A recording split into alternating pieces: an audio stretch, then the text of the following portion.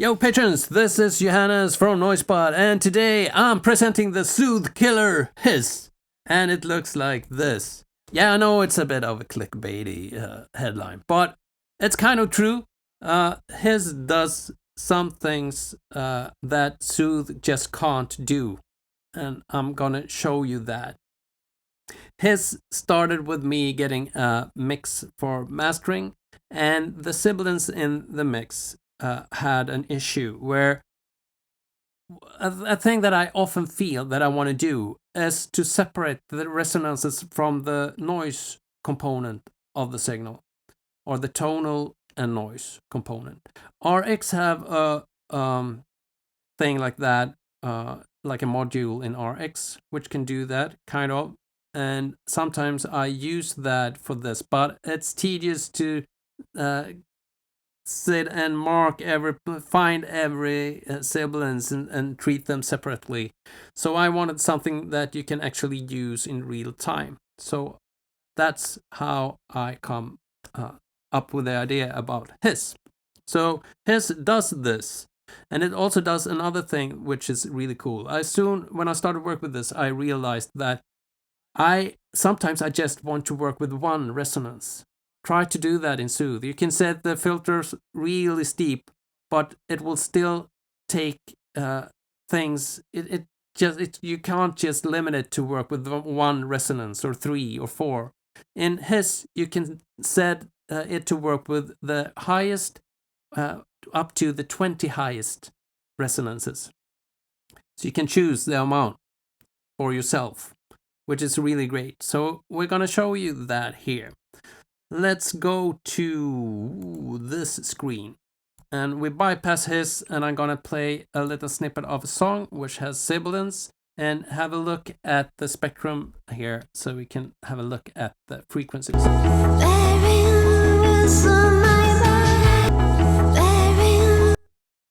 So I freeze the spectrum here, and you can see that here's one peak that we surely want to lower. We probably want to lower these as well. And here's a couple of other peaks that are really resonant. And all these we could pretty much cut off these. That's what we want to do. We don't want to touch the other ones. These want to be untouched. So let's play the song. I'm gonna start a bit before I set a loop. And when the loop starts, I'm gonna let it go for 2, maybe 3 times, and then I'm activating Hiss. So keep an eye on the bypass button here, so you can hear the different, and you can also the difference, and you can also watch span the spectrum analyzer, so you can see what happens with the peaks. Here we go. Dialing secret numbers to them.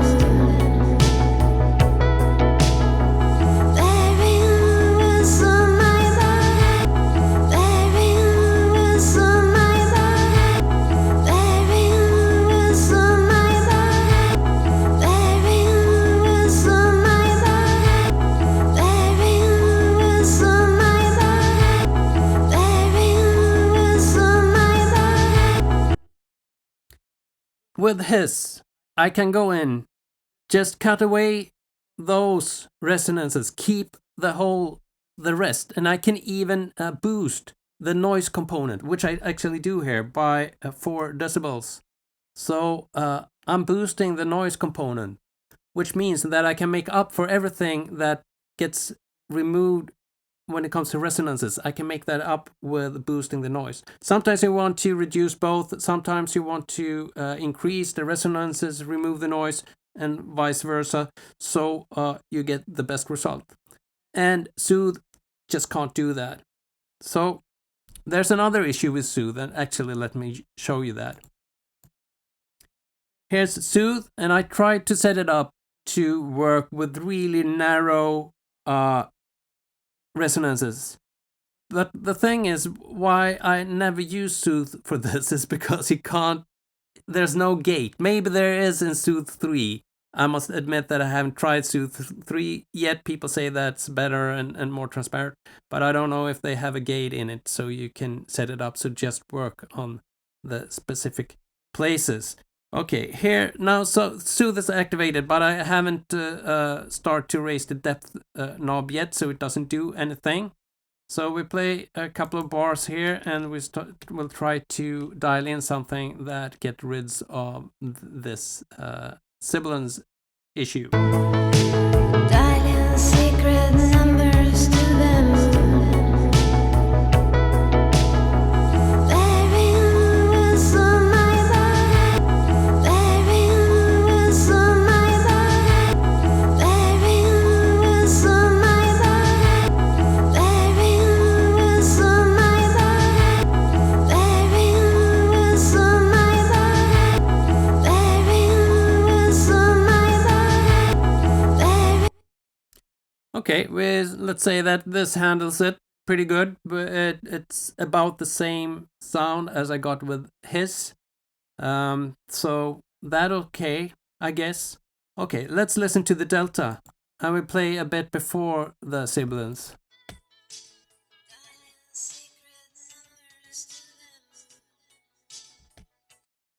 Why are there things in the delta when I don't want to do anything here?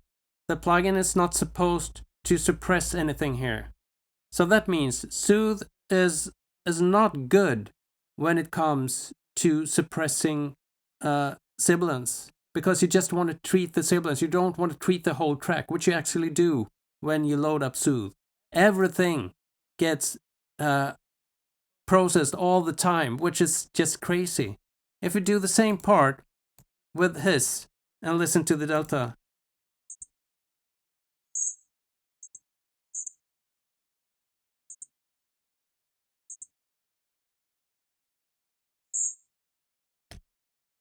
it's just active when it needs to be active, and I can dial in the resonances individually and the noise part of the sound individually from each other, so they separated.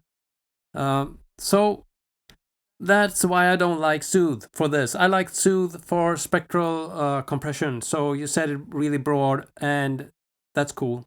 And just let it touch the balance a little bit. That can work really well. And it's cool to set it when you're mixing, and you can carve out the sidechain the vocals, for example, and carve out a space for that in the sum channels, for example.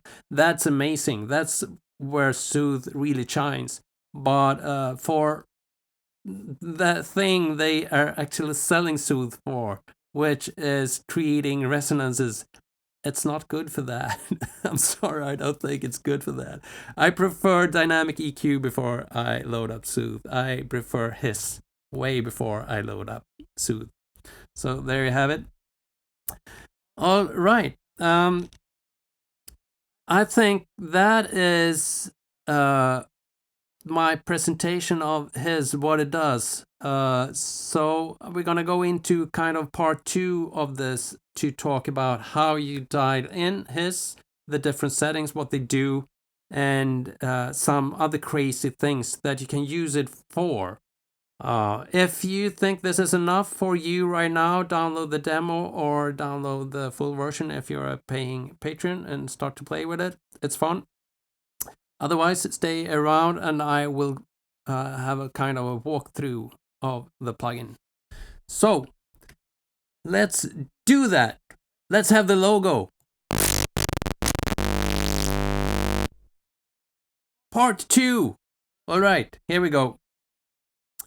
So the different settings in his is, we start with the middle here, resonances. That's kind of a core control. You can dial this in from 1 resonance to 20 resonance by dialing this in. So what does that mean? In this situation, let's play that sibilance again. Oh, sorry, it's in delta.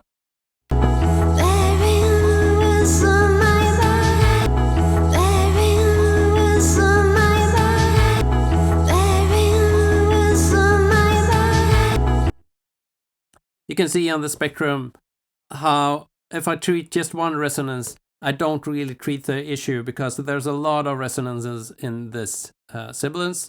So I needed to go up to about 16, 15, 16 somewhere. Then it's treated. Then I could stop. But I put it on 20 because I don't think no one will hear the difference. So that's one thing that's really cool with this, that you can dial this in. Another cool thing is that you can use the resonance as a source for the detection. So you set the threshold with the signal that's just a resonance. So let's listen how that works. We're gonna listen to the source, which you do by clicking this button here.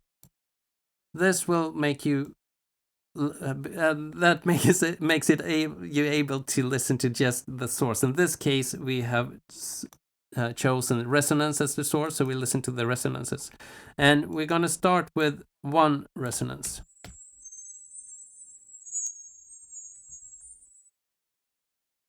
It sounds weird, but that's what it sounds like. If I increase these, we will start to hear more resonances. And actually, let's change the frequency so we work with lower frequencies. Let's put it on 1000 hertz. Play again.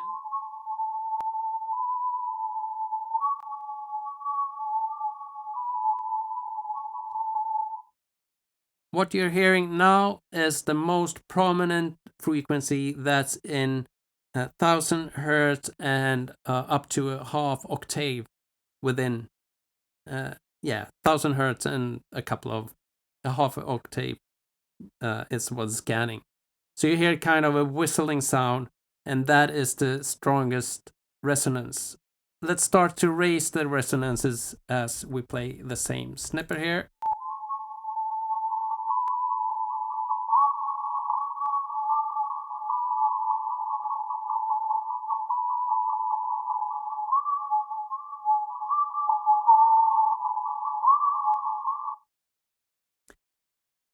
Now you hear more than one resonance, so it's like 20 people whistle, but you still hear them. They are still in the same original level that they have in the original mix. That means that you still hear the most prominent frequency the most, of course. All right, let's change to the noise component. Now we're listening to the noise component around 1000 hertz.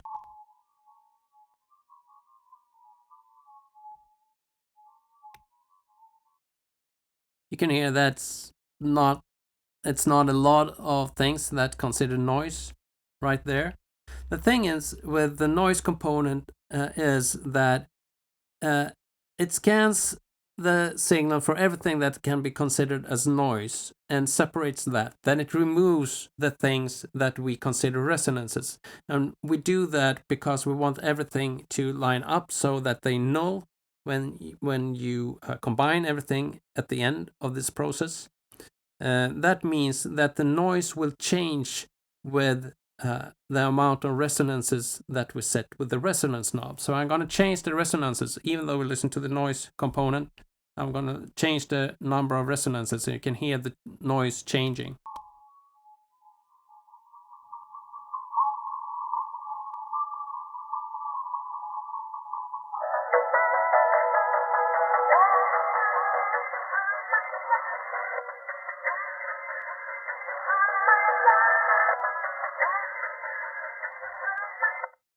Sounds like a bad radio. So that's how that works. The noise component is, it sounds like a bit like music here, and you may expect it to sound like noise, but you have to think about that noise normally consists of all frequencies, and if we limit the bandwidth, then we'll start to hear. It's like if you have white noise and you limit the bandwidth to one frequency, then you created a sine wave pretty much. So the same goes for this plugin. So the noise component will not sound like noise that you are used to hear it. It will let you hear the noise of the music within that bandwidth that you set up. And the bandwidth, you set it up like this. This knob change the frequency, and you can also put a frequency here, whatever you want to put here. And you can set the bandwidth from, and you do that with this thing above the frequency selector.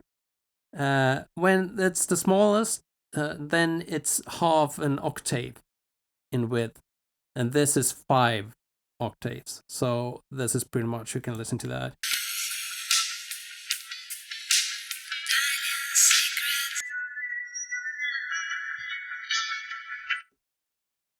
So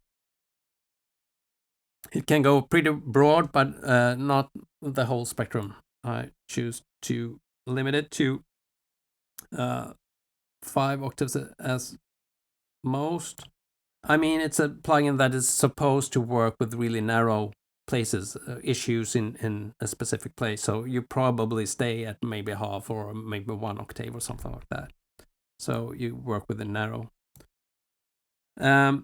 And this little button, we talked about that, is the pre-listen stuff. And now we'll listen to the noise and the resonance part. If I put this to dry, then you will hear the signal as it is, but through the filter.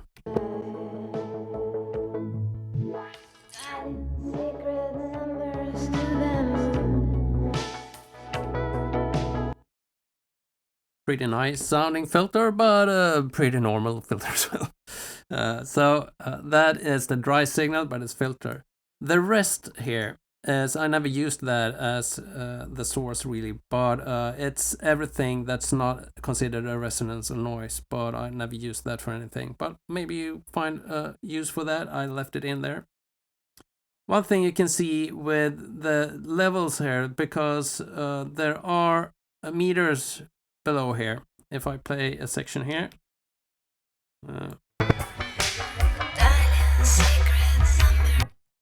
oh, that sounded really weird. Let's put these on 0. That is so you can see the different levels of the different components. In this case, the resonances are way higher. And the reason why the resonances are higher than the dry signal, they shouldn't really be that, but it's just because I have compensated for the normal gain that resonance has compared to the dry signal. And that is just because otherwise, since we use this to set the threshold here, the source you choose here is used for the threshold. That means that they need to be about the same level, but it's really hard to do that when you don't know where you set the frequency to. It's really different between where you are in the spectrum. So to make that work, I added this little button, which is like an auto gain staging thing. So if we put resonance here, and let's have a look at how the signal behaves here. You can fly through the sky. You can see that we can't even see the signal in the meter here. So we need to play the music, hit A to normalize this so that we get a signal that we can work with.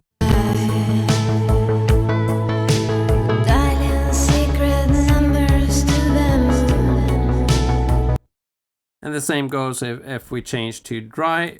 In this scenario, we hit play. You can fly through the sky. So it's easy like that. It's just hit play, choose your source, and then you click A. I use resonance most of the time as the source, because if you want to address like sibilance, for example, then that will already be kind of soloed out for the signal that you use to set the threshold where the plugin should be active. So it works absolutely the best. But in some cases, it could be cool to use dry as well. You could, for example, let's say that you have a hi-hat that is constantly a bit too high in level and it's constant through a whole track, then maybe you can use the dry instead. You can use the resonance as well, but it happens that dry works better. Yeah, and the threshold, it's like any threshold. When the signal goes above, the process is active. When the signal goes below, it kind of bypasses the whole plugin. You have an attack and release for this, and an attack is as soon as the signal goes above threshold. It takes this amount of time, in this case 56 milliseconds, to reach the setting that you have put up here, the tonal and the noise control. So if you attenuate by 48 decibels, then it will take 56 milliseconds before, when the signal goes above the threshold, before we have attenuated 48 milliseconds. So it will slope down, normal attack and release. What else is there? Yeah, window size could be good. I'm normally at, I don't use the lower ones. It gets too, it's not higher resolution enough, but from 2048 up to 16,384. It depends on what you want to do. If you're working with really low frequencies, like if we want to boost, let's set this to 1, and let's say that we want to boost 40 hertz, and we want to do that constantly, so we remove the threshold. Then we probably want the highest resolution, because we want to hit that lowest frequency really tight. But if we set this higher or lower, then it won't just pick one frequency, it will pick a span of frequencies, pretty much the whole low end, if we put it to 256. Let's see how this sounds just for fun.